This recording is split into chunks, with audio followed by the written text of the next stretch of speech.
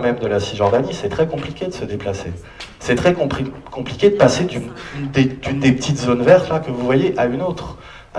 Parce qu'il y a le mur progressivement qui a été construit. Et le mur, c'est impropre, en fait, c'est les murs. Vous avez plusieurs murs, vous avez plusieurs secteurs du mur qui petit à petit ferment les ghettos palestiniens en faisant système avec les routes interdites aux Palestiniens, les zones attribuées aux colonies, les zones occupées par l'armée israélienne, les zones d'expansion des camps militaires.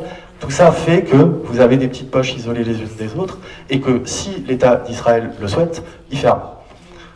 Il y a 3 grandes zones. Mais si l'État d'Israël veut, il y a 64 zones. Et puis si l'État d'Israël veut, il peut même y avoir 200 zones, isolées, coupées les unes des autres. Moi je me souviens de l'époque, la période 2001, 2002, 2003, où globalement vous étiez dans votre petite zone, et puis vous étiez dans votre petite zone. Voilà, vous ne pouviez pas en sortir.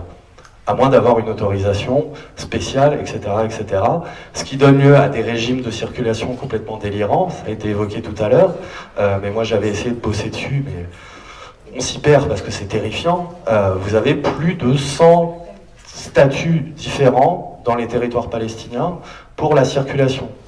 Selon votre âge, votre sexe, votre lieu de résidence, votre profession, votre lieu de travail, etc., etc., vous avez des statuts différents pour circuler. Ce qui est complètement fou.